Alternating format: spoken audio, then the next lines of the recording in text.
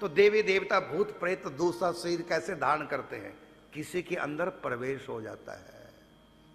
नई देह धारण करने का मतलब परकाया प्रवेश। किसी के शरीर में आकर के देवता और भूत प्रेत बोलते हैं। तो कहा नई देह धरी लई आए लखी मति भेजिए। आ गई, किसी के अंदर आवेश आ गया और नाचते खेलते बाल बिखरे और आ गई और उसने कहा कि मैं चटथावल की देवी हूं।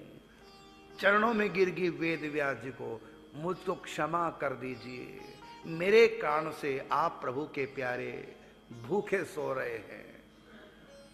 आज के बाद कभी मैं बलि नहीं लूंगी, मुझको दीक्षा दे दो, मुझको वैष्णवी बना दो।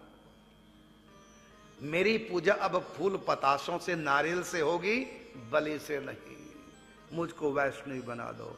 उसी समय उनको कंठी बांधी, निम्बार के तिलक लगा दिया, पहले शरणागति मंत्र दिया, फिर उनको निकुंज का मंत्र दे दिया। लो जी, अब तुम भी हमारी सखी हो।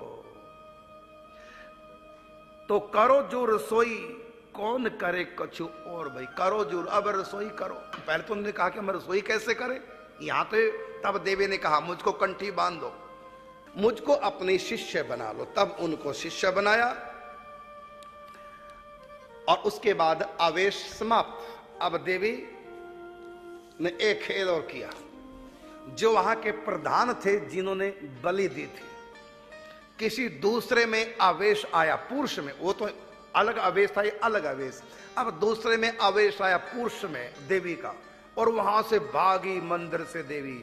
जहां पर वो व्यक्ति प्रधान जी सो रहे थे, जोर से खाट पे लात मारी, खाट पलट गई। एकदम उठे, क्या हुआ? तो देखा सामने वो व्यक्ति, उसने कहा मैं चटथावल देवी हूं, आज के बाद मैं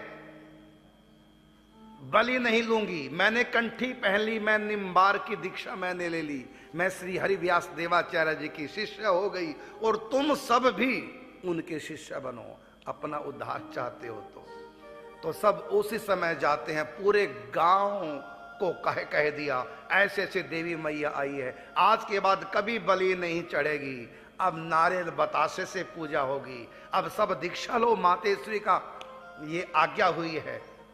तो सब पूरा गांव, स्त्री क्या, बच्चे क्या, जवान क्या, बूढ़े क्या, सब स्त्री पुरुष सब श्री हरि व्यास देवाचार्य से दीक्षा ली। और आप क्योंकि भक्ति का प्रचार करते थे और जो भी दीक्षा लेते उनको दीक्षा देते, तो आप थैला नहीं बल्कि कट्टा भर करके कंठियों का रखते थे, गोपी चंदन का रखते, क्योंकि जब दीक्षा देते हैं तो उसमें 5 प्रकार के संस्कार दिए जाते हैं। फिर दीक्षापन संस्कार पूर्ण दीक्षा होती है, तो दीक्षा दी सबको।